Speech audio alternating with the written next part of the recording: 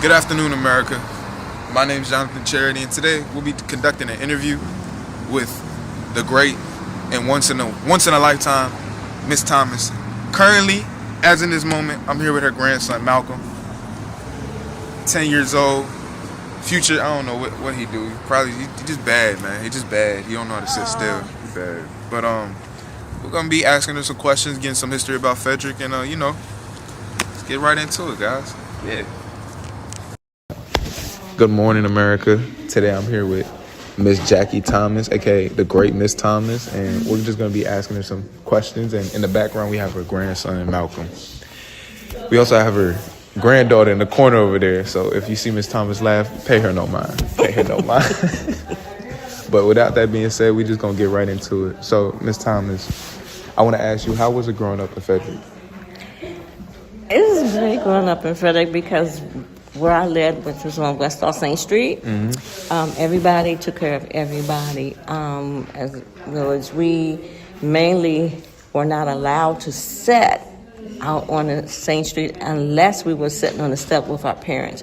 We mainly had to be in the back in the park because we come out of our back door. We're right there at the park, Mullenix Park. Mullenix Park was for blacks, mainly blacks. We had no whites around us or anything like that. So, okay, all right. So, as in community, would you say it was, like you said before, it was tight knit? Would you say like everybody knew everybody in the city? Like, if you were somewhere and they knew your mama, word got around kind of quick, kind of thing? Oh, you better believe it. Okay. Everybody knew everybody, and if we stepped out of order or did something wrong, but man, we get punished by not only the neighbor, because we were so tight knit. When we got home, we got punished again by our parents. So when they say that it takes a village, yeah, it's the truth. It is. Okay, yeah, no, I'd be scared.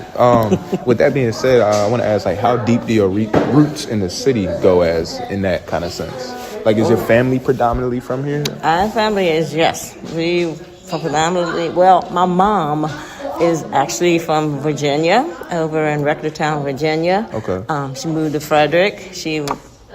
My mom was married twice because her first husband had passed away and so forth. But saying that, my mom knew everybody around our neighborhood. Our church was right down the street. First Missionary Baptist Church was right down the street from my house, so we could walk to church. My dad and his father had the first black golf course here in Frederick, Maryland. Oh, where? And it was on West Patrick Street, when West Patrick Street used to be called Battletown. Oh, okay. See, that's something I didn't even know. That's crazy. That's really interesting. I can give you a whole lot of history, Frederick. Look, as like somebody moved here when like they were younger, not really growing up all the way in the city, and not even like having that deep as a community. It's kind of interesting to learn that people, as like myself, African American, can like see that community here as a whole, and like we have that history. So it's really nice to look at. So on that note, when you talked about Mullenix Park and you said it was the black park, I want to get into more of like the race kind of tone in Frederick during that time period to now, ranging from that, if anything. Well, it was mainly all blacks that used that pool at the time. And as years went by, of course, it started integrating with blacks and whites and so forth. We had Bill Lee, who was one of our aldermen at the time, who was also my vice principal, principal when I went to school. Him and a few others that were in Frederick County, they took care of the pool. My grandchildren, their great-grandmother was actually the person who took care of the swimming pool. But before her, there was a lady, her name was Miss Adelaide Hall. She was there for many years, and then their great-grandmother came in, and she was there for, years and years. Oh, wow. Took care of the pool. Kids would come to the pool. They didn't have money to get in the pool, so she would pay their way in the pool. She was strict. She was strict. You could not get in the pool at a certain age. You had to have a parent with you. But when those parents came and the parents didn't have money for their kids, she would let them in and she would pay the way. That's really sweet. Okay, so kind of falls into that sense of community. Yeah. Oh yeah, no, that's deep. So last question. I ain't gonna hold you too much longer. Just want to ask, like, how do you feel about the city now, and just overall, like, how you feel about Frederick? be completely honest. You know, I'm gonna be completely honest.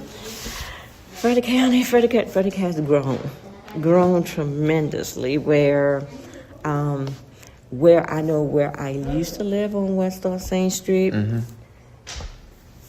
Whites were scared to come up on West North St. Street. There were so many blacks. They were afraid of us, so forth. And why? We don't know. We wouldn't have touched them.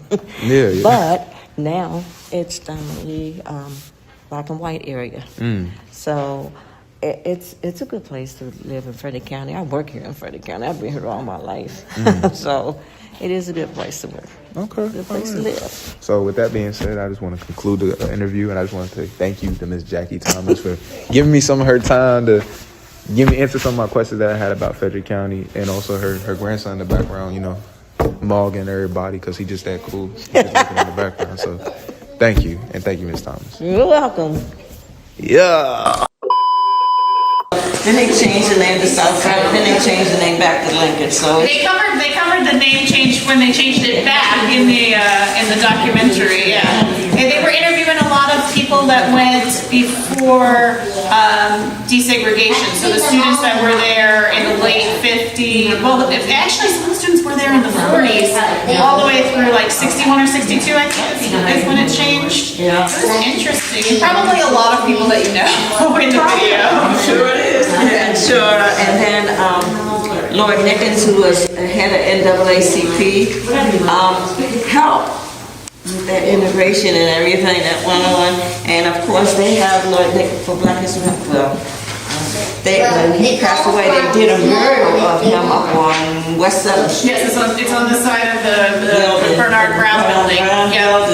Yep, they did that up there, and then halfway up South Market Street, there's another burial of a gentleman who's blowing a horn. Lester Bowie. That's Randy Numbs. That's their cousin. Oh, really? Lester and his brother and his father all were musicians. Lester was went all the way around the world. Played in the Duke Ellington band and everywhere else. He was also married to what is her name? Fontella Bass, who was What? He was married to her. Oh yeah. Oh my gosh. That's pretty awesome. I knew you were going to say That's really